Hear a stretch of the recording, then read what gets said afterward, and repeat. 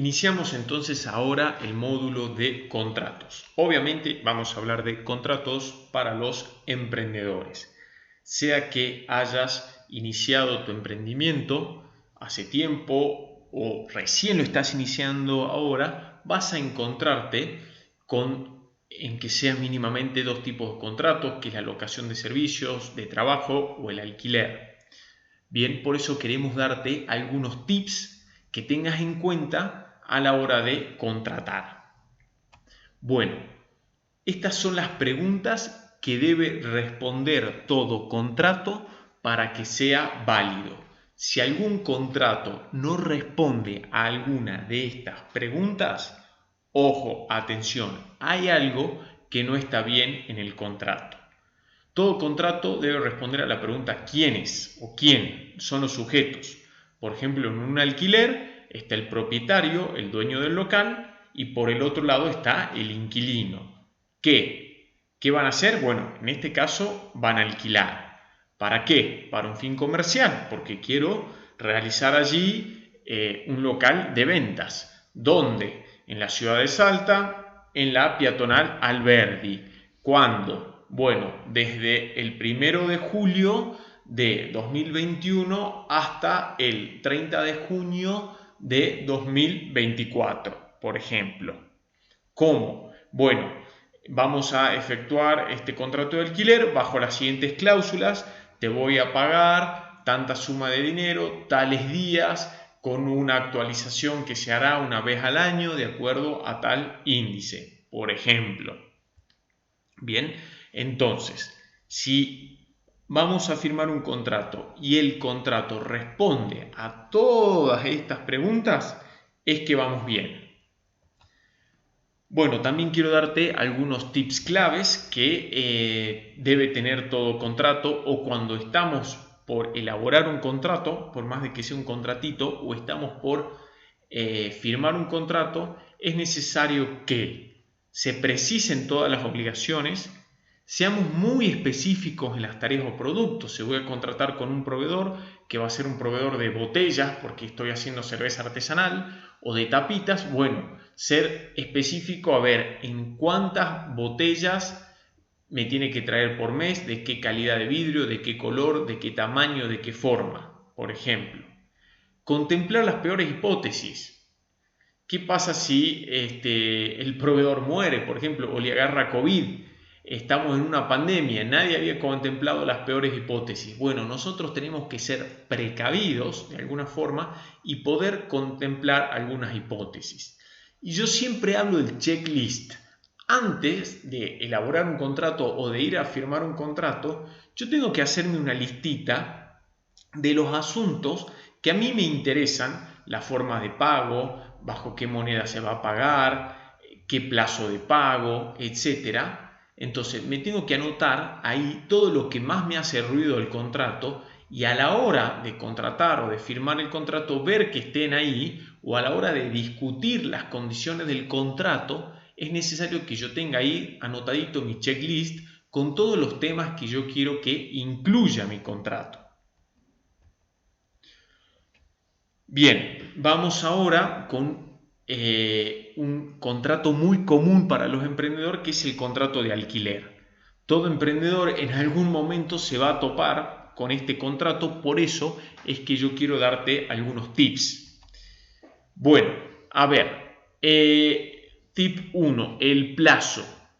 Los alquileres, de acuerdo a la nueva ley de alquileres, sea que alquiles una casa para vivir, sea que alquiles un local comercial, el plazo mínimo es de 3 años.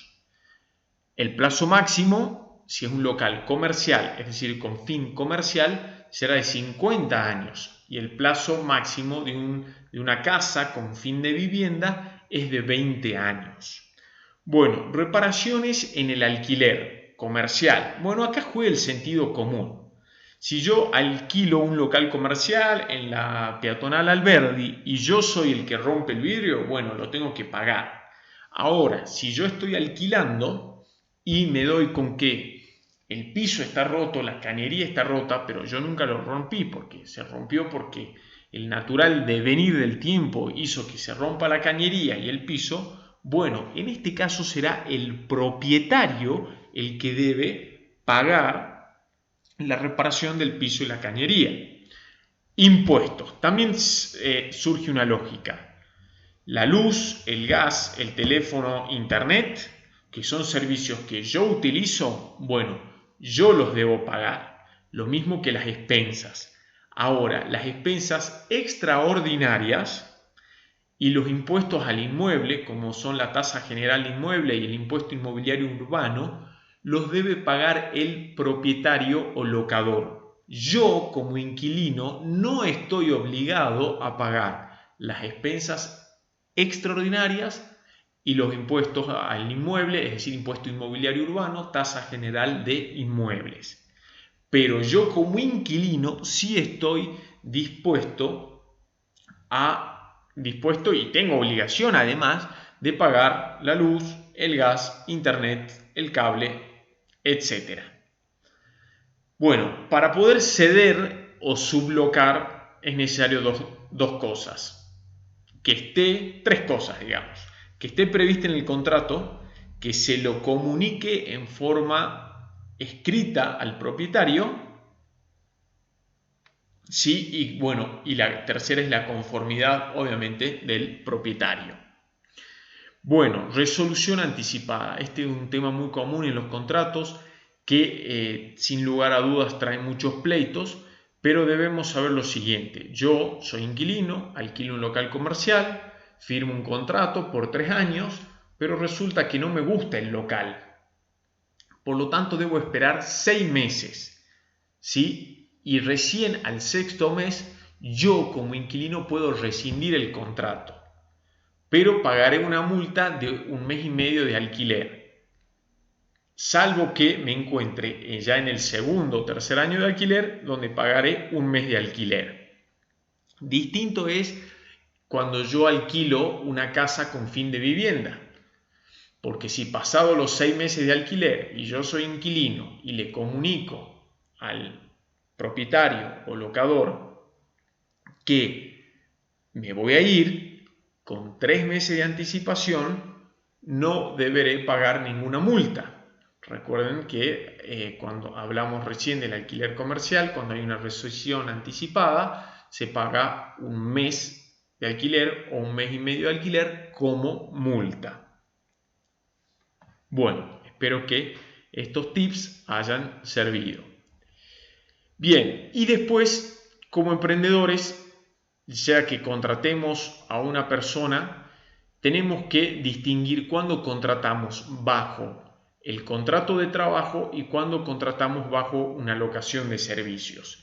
Si yo contrato a alguien para que me dé una mano en mi emprendimiento, pero debe cumplir un horario, yo le doy las directivas, yo le fijo el sueldo, bueno, estamos ante un contrato de trabajo. Pero si yo contrato un diseñador gráfico, donde no le exijo el cumplimiento de tiempo, no le exijo que venga a un lugar determinado de trabajo, él también es independiente en el manejo de su sueldo, ya que él me dice cuántos son sus honorarios, estamos ahí ante una locación de servicios.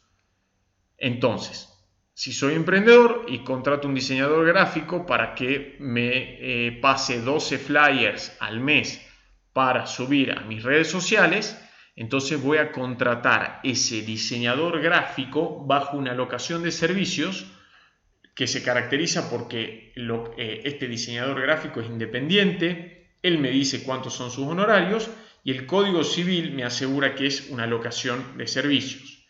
En cambio, si contrato un empleado para que me ayude en mi negocio, este empleado es triplemente dependiente, ya que yo le estipulo el sueldo, yo le doy directivas y además debe cumplir un horario de trabajo, debe acudir a un lugar de trabajo. No es autónomo en la remuneración, sino que ya soy yo, o bueno, un convenio colectivo, los sindicatos lo que lo disponen, y ahí está el tema de las tutelas de las leyes laborales. Es muy caro tener un empleado, porque los costos laborales son caros. Lo debo dar de alta en AFIP, debe estar en blanco, debo pagarle los aportes a la seguridad social, al sindicato, los aportes a su jubilación, a la obra social. Entonces,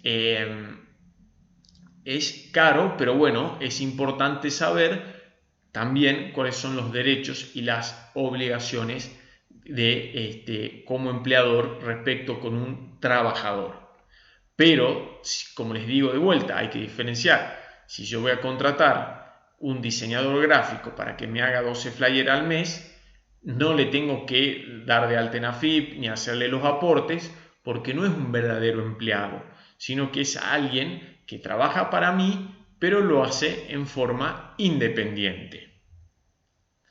Bueno, estos son los tips principales de tres contratos estamos hablando, muy importante para ustedes emprendedores que deben saber y tener en cuenta y que en algún momento de su emprendimiento van a topar o chocarse. Espero que les haya servido.